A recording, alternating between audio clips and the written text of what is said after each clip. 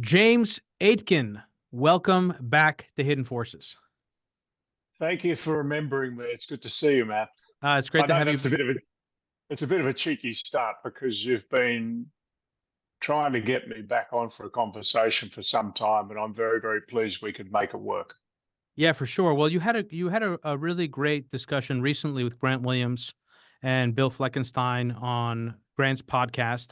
I think it was in early August that the episode came out, and it was very timely on the recent reversal of the yen carry trade. We'll have a chance to talk about that, though that was a much larger discussion you had with Grant and Bill, so I Sure. definitely recommend people go back and listen to it. A lot has changed since you were last on the podcast, a little over Mm. 3 years ago. Of Hmm. course, this was, a year after COVID had started, or maybe a year Yeah. and a half. Um, and in that time, we've gone through what has felt like a very long tightening cycle Mm. where the Fed has raised interest rates by more than 500 basis points and kept them there for a little over a year, I think around 16 months. Yep. The stock prices of the largest companies in America have done very well. Um, Bonds have taken a beating, and many industrial commodities have struggled during this cycle.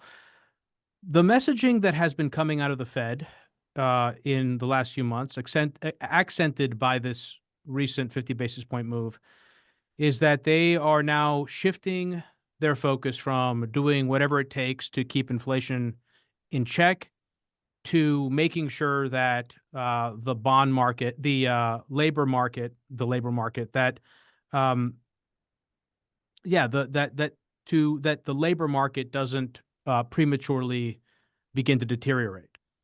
Yeah. Um, First of all, do you agree with this framing? And how important is this shift, if in fact this is what we're seeing? There's been, there has been, or have been several occasions over the past 15 years where it's paid for us to have our brains plugged in and be actively engaged and question everything. And then, unfortunately, there's been many more occasions over the past 15 years where it's paid us not to overthink at all and not to have our brains plugged in and just go with the flow. And I say that to set the scene of our conversation about the Fed. Let's think about the past 13 months. So in August 2023, the Fed started saying monetary policy was restrictive. Whether it was sufficiently restrictive or not, time would tell. But the argument was that they felt that monetary policy was restrictive. And that narrative started in August 2023. There was a bit of a false start with their eagerness to cut, as we all recall, as we turned into 2024. They thought they would have a window to start cutting sometime around March. Didn't pan out that way, but here we are. But the point, Demetri, is that since the Fed deemed monetary policy to be sufficiently or restrictive at least, the S&P 500 is up over 30%, gold's up over 30%. Real GDP has come in at about 3.4%, which is about 1% above what the Fed still thinks per their updated statement of economic projections. It's still over 1 percentage point above what the Fed thinks is long-run sustainable trend growth in the US economy. You can see the obvious dichotomy there. If monetary policy was truly restrictive, I would doubt that the economy is still growing above trend, let alone that certain asset prices would be up 30+%, and some, as you and I know, and every listeners know, up a heck of a lot more than that. So it's a bit of a strange old world where we're told over and over again monetary policy is restrictive, and yet what we observe in the real world would suggest perhaps that it's probably not. On inflation, there has been great progress, and I'd argue that that has less to do with a decline in demand than it does with an unblocking of supply chains that started in early 2023. So that's good news, but to ascribe it all to restrictive monetary policy, I think, is a bit of a stretch, but there we are. But really, none of that matters anymore because as much as people are agitated, and understandably so, about recessions and this, that, and the other, or default risks or commercial real estate, look, we could go down the long list of worries. I think what's striking about the Fed's first cut, an aggressive 50 basis point cut, is that there's no economic emergency. Nothing's breaking. Default rates are becalmed. The labour market is somewhat softer, but still okay. Junk spreads, et cetera, we can go down the list. Basically, what I observe on my Bloomberg screen most days are the opposite of recession. They're an economy that's still growing pretty well, a little bit slower, but still growing pretty well. There's no emergency. None of that matters. It doesn't matter, as I'm fond of saying to my clients, and you've heard this as well, what I think doesn't matter. The only thing that matters is what the Fed thinks as a powerful actor. And the Fed is telling us in no uncertain terms that they will do whatever is necessary to protect the labour market. Now, whether they can do that remains to be determined in 2025, but the message is really clear. Given inflation, by their reckoning, is becalmed or better under control, they can afford to do, this is the key, they can afford to do whatever it takes to act on the other part of their mandate, which is maximum employment. And that is what they're committing to do. And there's no two ways about it. It is aggressive. It is profound. They started off with 50, which is most unusual outside some kind of economic emergency or market event. And as we saw last week, as people say to me, oh, the interest rate markets have run too far with expectations of Fed cuts. Okay. So if rates markets are pricing that the Fed funds rate will be roughly 3 by the end of 2025, maybe that's a bit too far. But then the Fed's own projections of the Fed fund rate at the end of 2025 are now 3.4%. And, that's not really wildly different. So what am I saying here? It's really an unusual situation where the Fed's prepared to go this hard this soon. I wonder if it has less to do with economics than it does with the Fed's institutional imperative of protecting itself. They got inflation horribly wrong. They do not want to be wrong twice, this time on the other part of their mandate, which incentivizes them to commit to what appears to be a pretty aggressive course of action. And here comes the so what for your listeners. If the economy can still grow above the long run sustainable trend, if asset prices can still rip higher when monetary policy is allegedly restrictive, what is going to happen to the economy, asset prices, and all these other things if the Fed's announced path of policy is fulfilled and if it is realised?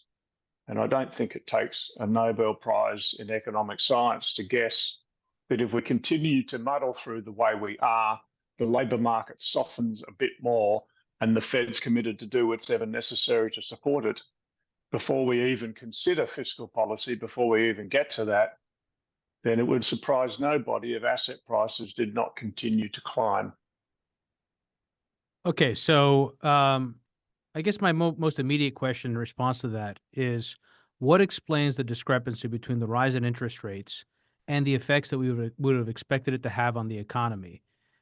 Does that reflect the expansion of the tools of monetary policy? Does it reflect the importance of the balance sheet? And how important is the fiscal side in this conversation? The fact that we are now running these very large peacetime deficits that are structural. And so fiscal policy is at odds with the tightening monetary policy cycle that we have been in. Yeah, I think it's nearly all fiscal, frankly. And if we go back 4 years, we knew that if there was a major calamity, the central banks would do whatever it takes. We knew that because we saw it in 07 and especially 08. So that wasn't a surprise. What was a surprise is that we did something that we were repeatedly told was impossible.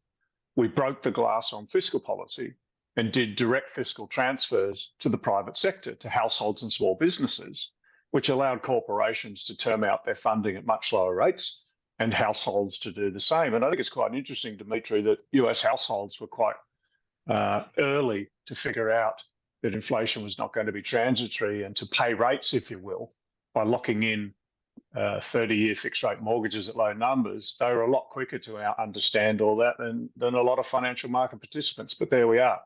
But I think this is macroeconomics 101. If the fiscal authority in any country is going to effectively do helicopter money to the private sector, well, obviously it's to the detriment of the fiscal authority and to the benefit of the private sector. It increases household cash flow. It allows the private sector to term out their funding.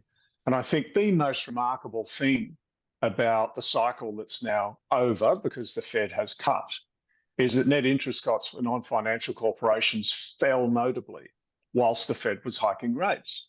I mean, you think about the way tighter monetary policy often, I won't say always, but often or normally works. It's that what are we trying to do by raising rates? You're trying to arrest and slow aggregate demand. And normally that works through household balance sheets because consumption is 70% of US GDP. Normally it works through household balance sheet restraint. The cost of remortgaging goes up, credit cards go up, this, that. Now, it didn't happen this time. And, we're still waiting for all those labour market layoffs, although maybe that's next. So I'd say first and foremost that one of the key ingredients, and I think the key ingredient, frankly, that explains the resilience in aggregate of the US economy and the resilience of the credit market in aggregate is because we did direct fiscal transfers to households and small businesses to help us get through COVID. And you're right.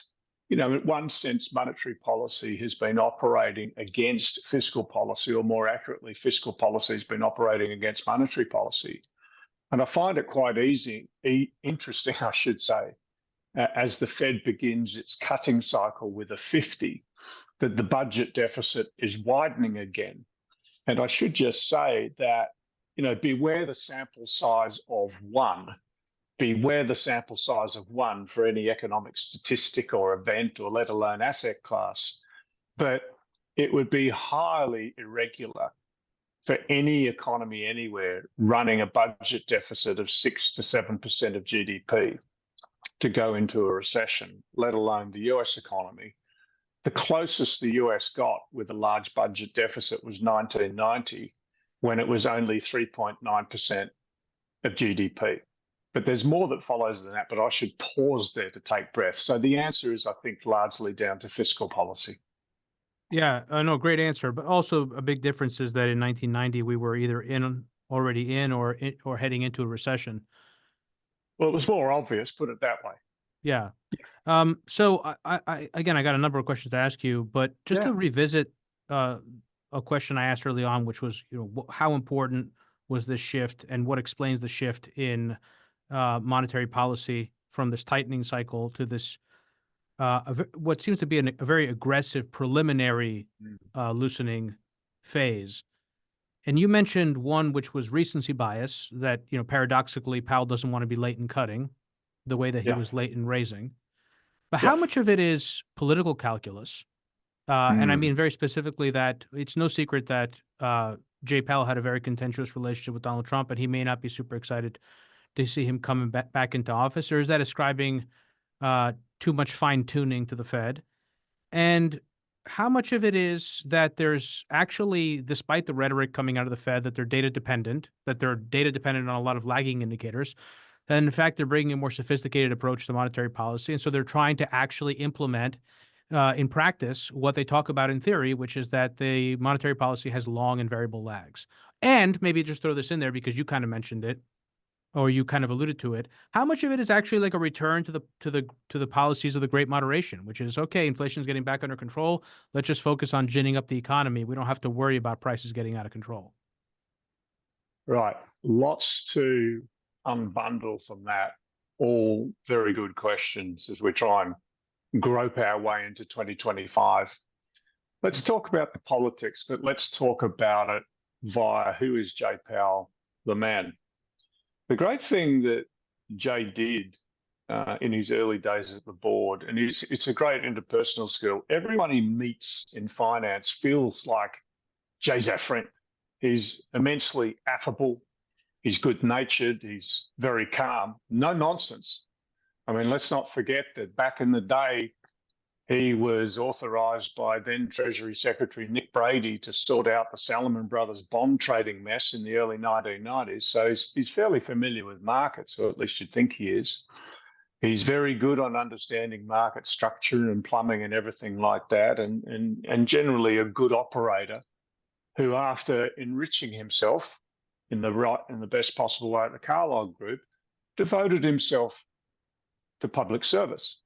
And all this, I think, matters, Demetri, if we're trying to figure out why now, because I understand what you're saying in your question.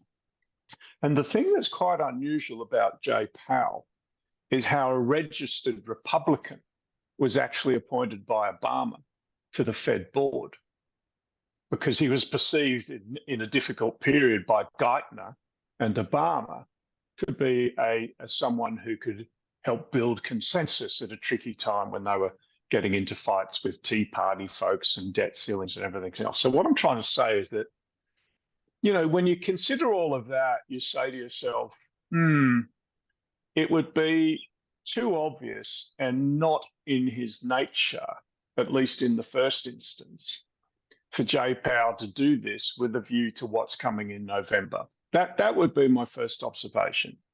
But then I'd follow up with an important second observation.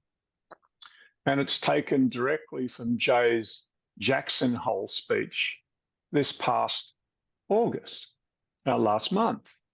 And he did a very, very brief, frankly, lightweight mea culpa of how the Fed misjudged inflation, which he ended with that quip, your mileage may vary. In other words, people may disagree with this. But Demetri, this is all in the public record. He said, and I'm paraphrasing only a little bit, he said, we knew at the board, or the FOMC, by the summer of 2021 that inflation was not going to be transitory. We announced that our views were changing in October. We pivoted in November 2021, and then we started hiking rates in March 2022. It's like, hold on a second, what? You knew the odds were rising. It was non-transitory in the summer of 2021. You telegraphed that in October 2021 via various communications. You pivoted in November 2021, and yet you kept doing QE until March 2022. That's just insane. And I still don't know why they kept doing QE, even though they knew that inflation was getting away from them. I still don't know why they had to wait all the way until March 2022. And let's not forget, they only started with a 25 basis point hike, and then they went to 75. But if one was to say, maybe there is something, and I'm clearly not, maybe there is something about the November election that explains the Fed starting off with 50, maybe there is, then you point directly to what happened in November 2021. And what happened in November 2021 is that Jay Powell was waiting to be renominated as chairman of the board. And he did not receive confirmation until November 2021.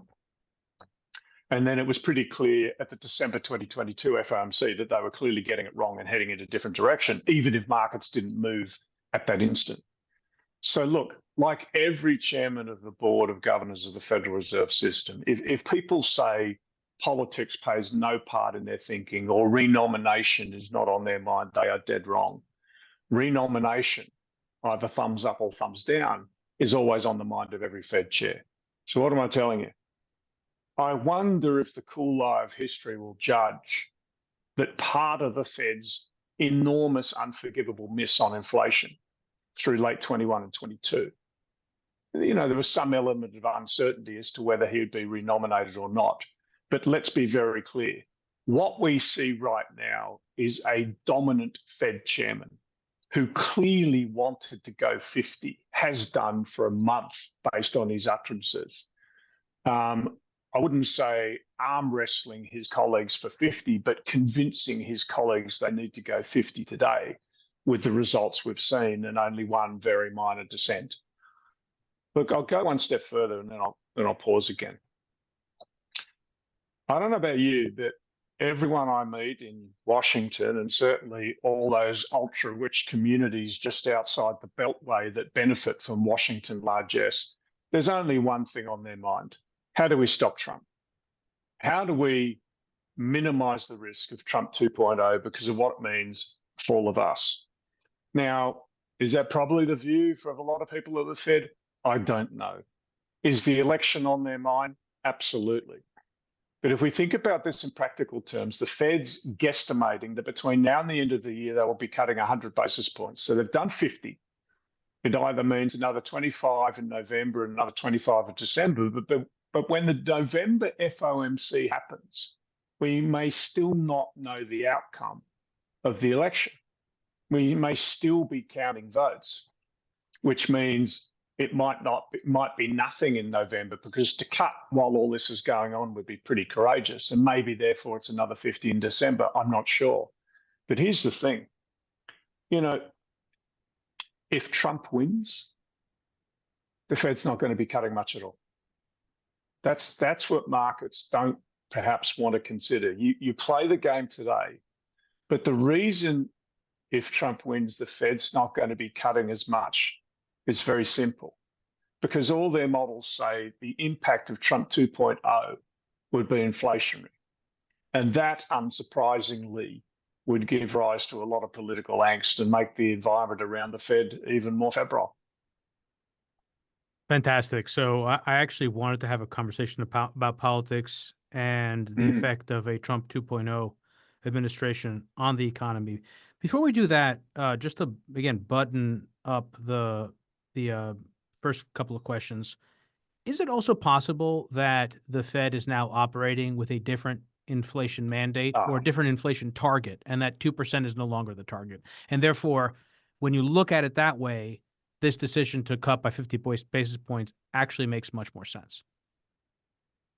Yeah, it's a tough one, isn't it? Because when we eyeball various inflation metrics, and as people as what to do, they don't look them month to month, they do 3-month annualized, or if we take Chris Swallow at face value last week, the Fed's now looking at 4-month annualized inflation to justify what they've done. If you and I were on the board of governors and we'd experienced the past 15 years, and we'd see inflation come down more than we hoped for and heading towards our target mechanically, we wouldn't wait until inflation was back at 2.0%, to be precise, core PCE. We'd want to do something a little bit ahead of it, simply because of those so-called long and variable lags of monetary policy. So to be clear, given inflation seems to be, I mean, we don't know for sure, but seems to be heading back to a path of 2.0% core PCE. And keep in mind, by the way, Demetri, a lot of people forget this. The Fed's inflation target is not 3-month annualized, 4-month annualized, 5-month, 6-month annualized. It's not month-on-month core PCE annual, anything like that. It is year-on-year core PCE. And their best judgment is that's on a steady path with a few wiggles back towards 2, which gives them the opportunity, which they've taken with both hands, to now pivot to protecting the labour market as best they can. So I'm not prepared to say that they've changed their inflation target, but to be clear, I can understand why an awful lot of people like to think that the Fed has a new unofficial inflation target that might be 2.5 to 3. Now, just to add to that, look, given where we've come from and given the world we're entering, if 2.5 to 3% is it, I'm not sure that's the end of the world. It probably means that the terminal Fed funds rate is higher. It probably means that inflation risk premium creeps back into the long end of the curve, and so on and so forth. I'm not convinced it's the end of the world. But to be clear, the Fed's not going to talk about anything other than their inflation mandate, that they're mindful of it. They're going to keep talking about it as some kind of hedge. But there's another step to this that we need to consider. The Fed was slow to respond to inflation emerging. They have now been very fast to pivot to defending the labour market. And my bet would be that if over the next 6 to 9 months, inflation does bottom and start edging up, that the Fed will be very, very slow to respond to that. Very slow indeed. And that will be the ultimate test of whether the inflation target is still legitimate or not. So let's chase that thread down a little bit. Yeah. We used to have conversations about the federal debt as if it mattered and as if we were going to pay it back. Yeah. The conversations seem to have shifted now to where we talk about how much of that debt, or rather, it seems to be that the conversations have shifted to where we now talk about or talk around this as a question of how much of that debt is going to be incrementally burned off through inflation, through the inflation channel, and that includes foreign exchange and a revaluation or a repricing of the dollar lower versus the interest rate channel. And it seems that that's the unspoken policy in Washington. So first of all, do you agree with that? And is this what we're actually talking about? That even though it hasn't been stated, this is the logic that informs this type of bias to be late to raise and early to cut. Yeah, it's interesting, isn't it? Because we've had so many people for so many years, or certainly since 2008, when government debt exploded to stave off wholesale liquidation of everything. There's been this consistent talk that, oh, well, it's easy. This is what you do. Look at what we did after World War II. We inflated the debt away. Well, hang on a second. We inflated the debt away with very, very different monetary policy regimes, with, needless to say, a very different global exchange rate regime, and with less cross-border capital flows. It's very hard to inflate your debt away if everyone's trying to do the same thing, isn't it? I mean, there's no escaping it. If everyone's trying to inflate their way out of debt, well, nobody really wins, at least not in the world of floating exchange rates. But here's the rub. What has obviously emerged through 2021, 2022, and 2023, and even to this day, is how politically unpopular inflation is. People are really pissed off. And all the politicians and others saying, oh, isn't it great, inflation's come down? It's, yeah, but my cost of living is still up 30 to 35% over the past 4 years, and I'm angry. So it's interesting that all these academic economists and others say, oh, the solution is to inflate it all away. Well, it's very tricky to do if everyone's doing it. If we have floating exchange rates, which can adjust very quickly, and most of all, your tax-paying citizens, who at the end of the day are there to finance your stock of debt, or at least help support your stock of debt, are dead against inflation and hate it.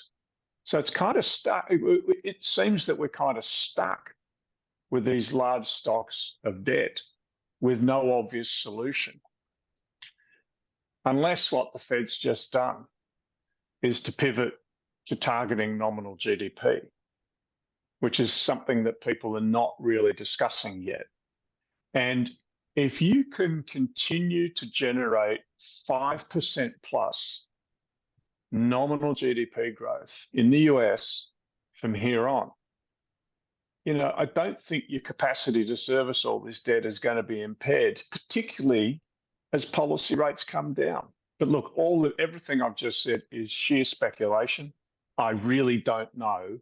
But to answer your point directly, for all the people who said inflating our way out of this is the solution, guess what? Inflation has turned out to be enormously politically unpopular. Citizens won't take it. Shocker. What are we talking what are we talking about here when we say inflation? What do we mean? Anything above 3%, anything above 4%? Is there a range that we can look at based on, I don't know, even get super quantitative and look at the incidence of certain words online or whatever that correlate with certain levels of official inflation? Like what is the range that we would have to get to be politically infeasible? I'm very frank. I don't know the answer to that, and I don't know how we'd start. But obviously, part of the answer here is not to just think of nominal price rises, not just think about nominal wage gains, but also to think about real wage gains. Because if on balance, citizens, households, workers are seeing real wage gains, in other words, their purchasing power is unimpugned, if not rising, the world muddles through. But then, gee whiz, that's a very tricky thing to hold together, isn't it? Where you've got inflation, let's say hypothetically at 3%, and real wage gains are like 1%, so nominal wage gains are like 4%. Just to pick a few numbers, and people become accustomed to that. There's changes of political regimes that are more favourable to workers, less favourable to capitalism, as we're obviously seeing in some key countries. You know, you're putting a toe and maybe a foot on some kind of macroeconomic treadmill that we haven't seen since the 1970s. So we have, as this cycle unfolds, started to see some better real wage gains, which has appeased voters. And I think that's why consumer sentiment in the US has started to pick up a bit, because prices have come down, or at least the pain of rising prices has ameliorated a bit. So, Demetri, I regret I'm not entirely sure how we go about answering that. But one part of the puzzle would obviously be keeping a very firm eye on inflation expectations across a range of different measures. And inflation expectations, to be very fair, at this stage, remain pretty well anchored, other than, of course, Bitcoin and gold. Well, we're going to have a chance to talk about those, but also I love your answer because it brings us back to Trump 2.0, which again, we're going to talk about. But that policy is very consistent with an America first, middle class focus, reindustrialization, et cetera, et cetera, et cetera. Yeah, and to be clear, to be very blunt, I would be surprised if Mr. Trump is not suffering from PTSD. I would be really surprised. I mean, all these nutters who say he wasn't shot or don't report what happened in Pennsylvania, I mean, it's just disgusting. He was shot. And I hate to say it, but if he'd been killed, the United States would be involved in some kind of civil war. It would have been horrible for Mr. Trump, obviously, horrible for his family, and horrible for the entire country. It would have been horrible. So we should give thanks that we avoided that. But I wouldn't be surprised if he's watching playbacks of that endlessly on his iPhone, saying to himself, how the hell did I avoid that? And as much as he, let's say politely, when he talks, it's often quite the word salad and quite rambling. I don't think it's a function of the fact he's 78. My guess is he's suffering some kind of PTSD, and understandably so. But he now needs to tighten up his message, which to be frank, is often easier said than done for him. But on your point, if he wants to win this, and there's been some slight hints of a pivot, somehow he needs to resist his natural instinct to fight people and talk people down, and he needs to talk things up. What is it that makes America great again? What is that? What does it mean? What's his vision of America? And while people may think it's a stretch, you've just started to see him channel a little bit of Reagan. Now, of course, there is night and day between Mr. Trump and Mr. Reagan, because Mr. Reagan didn't denigrate people all day long. And most of all, Mr. Reagan, as a trained actor, always stuck to the script, which is not one of Mr. Trump's fortes. But I bring that up, Demetri, because you're just starting to see some hints that the message is changing to the essence of make America great again is rising real wages for blue-collar America. That's the message that they're trying to craft. It's imperfect. I think it's a good message because so many other things flow from that. What do we need to do to convince blue-collar America, working America, that they can be confident of rising real wages? Well, obviously, there's a whole bunch of things that need to happen with trade. There's a whole bunch of things that need to happen with regulation. We could go a long way down with this, basically restoring a sense of fairness. If Mr. Trump can do all of that, and it's a big ask, who knows? The financial markets might be very, very surprised indeed by what happens in November. But that's to answer your question on how do we tie Trump 2.0 into a hypothetical view about the US economy going forward and what it all means. That's how I'd tie the two things together.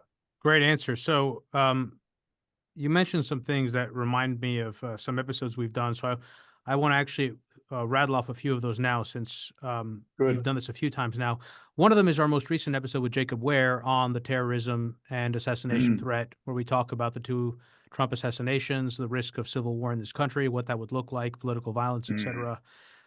Also, Nick Timiraos is the Wall Street Journal reporter who wrote the book $1 Trillion Triage, which is basically a biography of Jay Powell, and includes a lengthy discussion of his relationship with Donald Trump, which I was leaning on in one of my comments. So I just want to mention my episode with Nick, my first one. And also Russell Napier comes up often whenever I have conversations about industrial policy and fiscal dominance and credit rationing and the evolution of monetary policy in this new world we're living in. And to that point, one of the things I often ask myself is, how important is the Fed and how important are central banks? Do we talk about them much more than we should? And is that especially true in a world that becomes more and more indebted? So in other words, do central banks become less relevant as we enter a world of ever higher debt and deficits? Well, I think they have a role to play, but let me just make a few points there. Nick Timiraos does the most fantastic job reporting for the Wall Street Journal. He gets beaten up too often, as you and I have observed, and he gets criticized for this, that, and the other. No, the guy's doing his job, and he's doing it very, very well. And he was trained by one of the very best in John Hilsenrath, who's another great guy who used to cover the Fed at the Journal. And, so I sympathize with some of the grindings or the beatings that Nick gets, but he's doing a great job. And it's interesting how many people turn to him to understand what the Fed might actually be doing, especially over the past couple of weeks.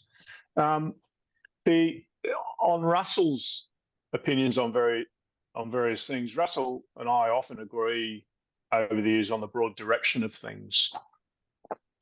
But just, credit rationing, there's none of that yet. There's none.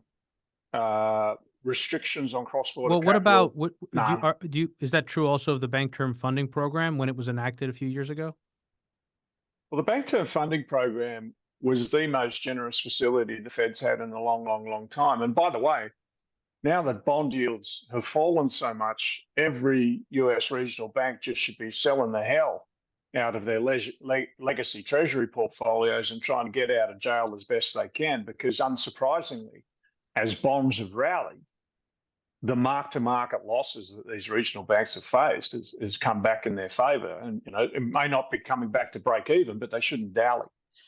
The Bank Term Funding Program was extraordinarily generous because, just to recap for listeners, it was not the Fed saying, hey, for a small fee, we'll take your treasuries, off you go. No, it was the Fed saying, for a small fee, you can bring us your bonds trading at 75, 80, 82, whatever they were. You can bring them to us at par. And that's mind-blowing. And I think it's no wonder that Silicon Valley Bank kerfuffle blew over as quickly as it did when you have a facility that generous. So I didn't think of that as financial repression at all. I saw it more as a statement of Fed intent. I mean, of sheer aggression and intent to deal with the problem when the inflation fight was still not concluded. I mean, that's with aggressive. But if we're making the broader point, which I do agree with, that whether we like it or most likely not, the Fed is going to be meddling in markets for the rest of our careers, then of course I agree. They're going to be managing reinvestments for a very, very large balance sheet. They're going to have an overnight deposit facility for money market funds, which will ebb and flow.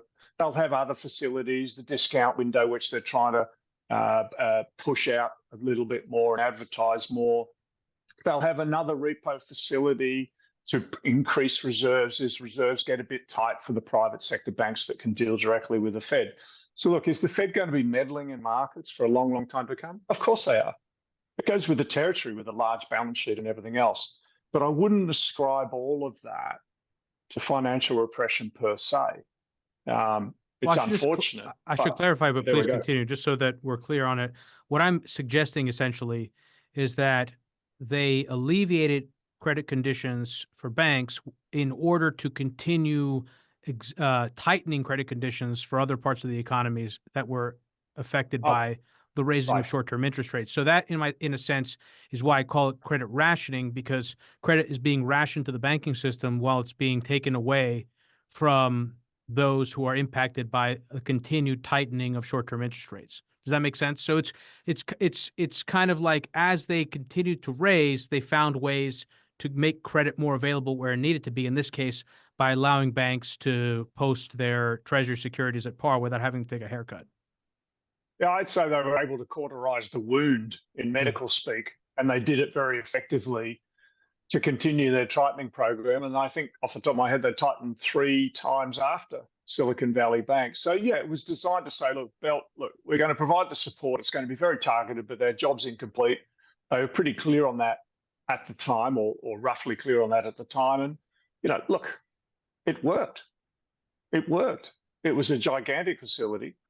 It was immensely generous, and it did the job it was designed to do. But again, the critical thing now for these regional banks, as the bond market rallies, is to try to get rid of some of these bonds that cause them such pain, which, by the way, if they do, and the economy continues to muddle through, which is, I think you can tell and our listeners can tell, is still my base case, muddle through with still fairly high nominal GDP growth, then as the regional banks shed some of their underwater treasuries, it actually frees up, you'd imagine, capacity for them to lend again to the real economy, should they be able and should they choose to do so.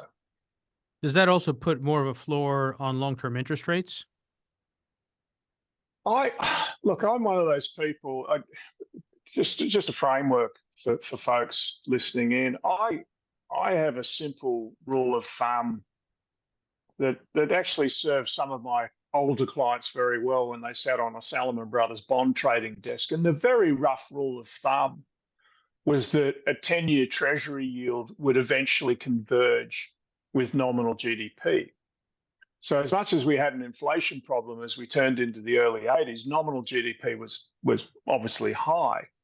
And there's been times over the past couple of years, forget 21, which was just off the charts because we had fiscal and monetary all in. But, even in the third quarter of 2023, you had that quarter, nominal GDP was growing at 6.9%, which is off the charts. And now it's at 5. So just to set the scene here, my rule of thumb is an economy that's growing at 5, let alone one with this much debt, in the back of your mind is that the 10-year notes should be somewhere closer to 5 than 3.5. But obviously it isn't. It isn't. I mean, I turn on my Bloomberg every day and that's all that matters. I can have all these theories. They don't matter. Price is the only thing that matters. So on balance, I say to myself, I'm wondering if 350 or thereabouts on a 10-year note, if we continue to muddle through, is about it. And that we slowly see a sell-off at the long end of the curve again, back to 4, maybe 4.5, if the cycle keeps going. But you know what? Maybe that's just all tilting at windmills, man, because what previous cycles tell you is that when the Fed does the first cut and signals to all these money market depositors and investors that the cutting cycle is underway, what tends to happen is that the money market, the money moves out of money market funds parked in overnight deposits, overnight repo, et cetera, short-term bills. And there's a lot of that look money. For something, exactly. So, I got to be careful here. I don't overthink it. Conceptually, I agree with you. Longer-term yields ought to be flawed, but to be very blunt, I have no confidence in that view whatsoever. Okay, so, that goes like triple for me. Could cutting more aggressively, because they cut 50 basis points, which was at the highest end of the estimate, Could cutting more aggressively early, as they have done, actually negate the need for as many cuts later? I think that's part of their thinking. I really do. The commitment to what seems to be a fairly aggressive path, let's call it the race to neutral. Now, of course, the Fed, per Jay, suspects that this nebulous concept of R star, the neutral equilibrium real interest rate, has increased since COVID. Well, of course it has, for a number of reasons. But the Fed's own projection of long-run neutral has not moved too far. Now, if it emerges sometime in the second quarter that actually neutral is something higher than 3.4, maybe it's in the high three, I don't know, maybe it's a bit higher, then, the Fed's effort to underwrite the labor market is going to pay off sooner. It's going to be more impactful than even they're signaling today. So it's a little bit complicated, but yeah, put it this way, the Fed's very strong commitment to do whatever necessary to seek to underwrite the labor market ought to start to do wonders for consumer confidence, consumer sentiment, and everything else at a time when, as best I can tell, having been in the United States for a while in a wonderful part of middle-class America, things are still going along very nicely indeed. So, yeah, I think you're right. And as a sidebar, maybe we'll get into that later, I suspect, it's another reason why you can't be too clever here when it comes to stock prices in particular. On balance, it would seem they're going to go up. So I think you kind of alluded to this at the beginning of our conversation, but remind me again, how many basis points of further Fed cuts are short-term interest rates pricing right now? Well, as of just before we got on the call, the market implied Fed funds rate for December 2025 is around 3, give or take a bit. So that's implying, best part of at the time, 200 plus cuts. And that's pretty punchy. In the absence of a proper recession, that's pretty punchy. But the Fed's own statement of economic projections has the median, I should say, of the Fed's own statement of economic projections has the Fed funds rate at 3.4% at the end of 2025, which is still a pretty aggressive price. So it goes back to what you said. The Fed is very deliberately signaling their willingness to do whatever is necessary in an attempt, let's call it, to preserve the labor market for as long as possible. Whether that be for political reasons or institutional reasons, we won't know. But it's a very aggressive path. Markets have interpreted it correctly. And I think the spillovers of that implied aggressive path are only now beginning to be felt across a range of other asset classes. What, if I've any, got to impact? say, as someone who's worked through some very, very brutal recessions and the enormous dislocation of 06, 07, 08 and the Eurozone crisis, there are some crises that are mechanical and obvious. There are also other crises that involve exogenous shocks or endogenous hits to growth and this, that, and the other. But I've got to say, frankly, when I look at my screen, if this is a recession, it's the weirdest recession I've ever seen. That sure doesn't feel like one. No. What, if any, impact did the Fed's 50 basis points cut have on market pricing of short-term interest rates further out the curve? Well, not that much, because there was already a fair bit priced by the time the decision was made. I mean, we'd already been pushing 3 before the 50 basis point cut, and there was a lot priced in. And it's not that short-term rate markets are saying the Fed will cut.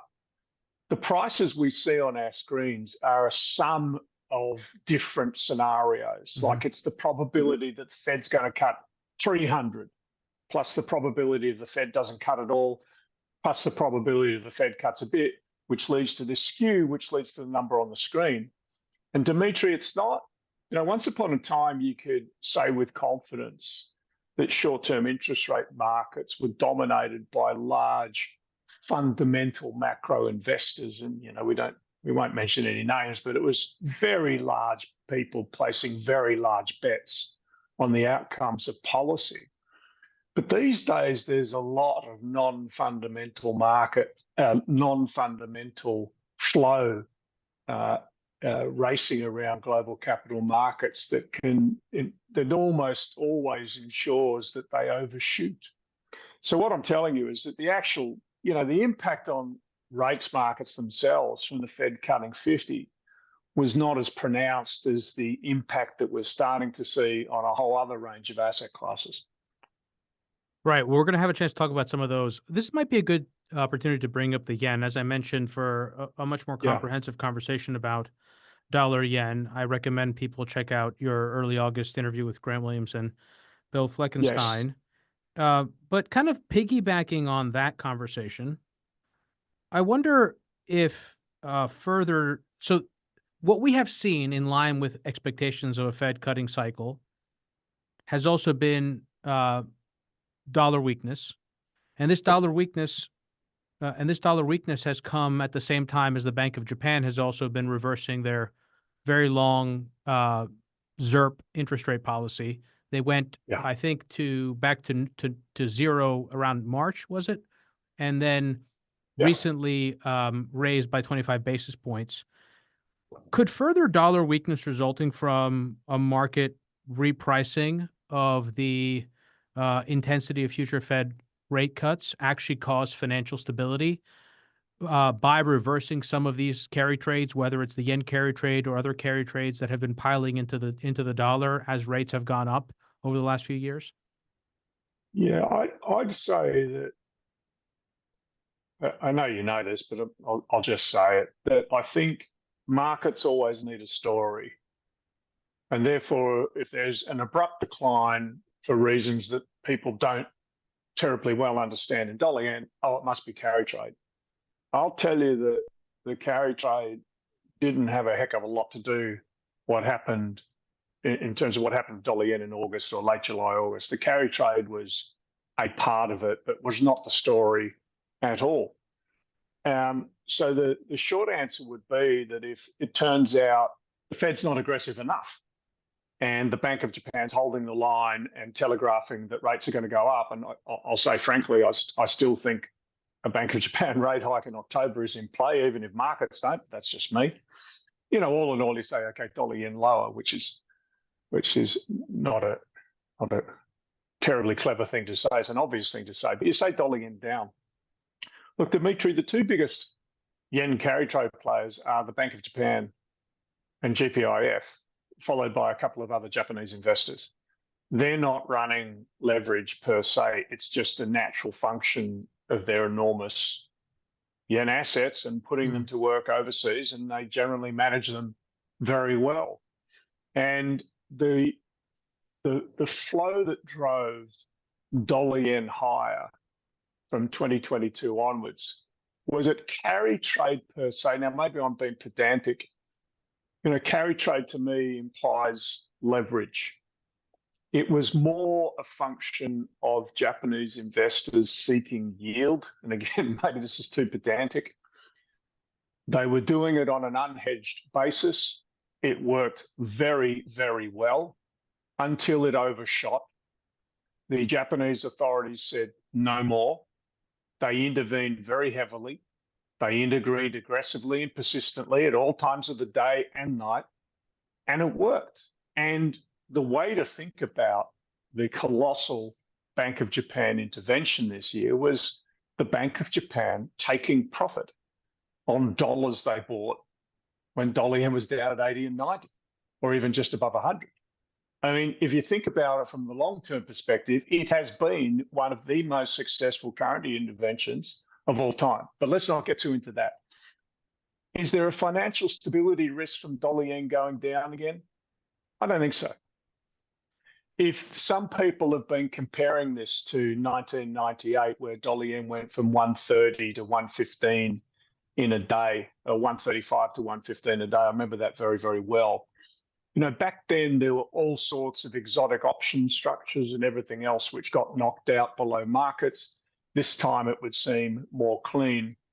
And look, let's face it, if I'm roughly right about the US economy and glass half full and muddle through, and frankly, even a mini real acceleration of the US economy, the dollar's going to stabilize organically again. Interest rate markets will reprice. So I'm not worried about financial stability risks. And indeed, during the August swoon in dollar yen, I'm sure a lot of people lost money. Well, we can see that a lot of people lost a bit of money, but nobody blew up. All right, so James, I'm going to move us to the second hour of this conversation. Here are the things that are on my mind that I want to talk about, and we have many things to talk about. I'm not sure we'll be able to get to all of them in an hour, but one is emerging markets and what impact this Fed cutting cycle will have or could have, or what does it mean for emerging markets?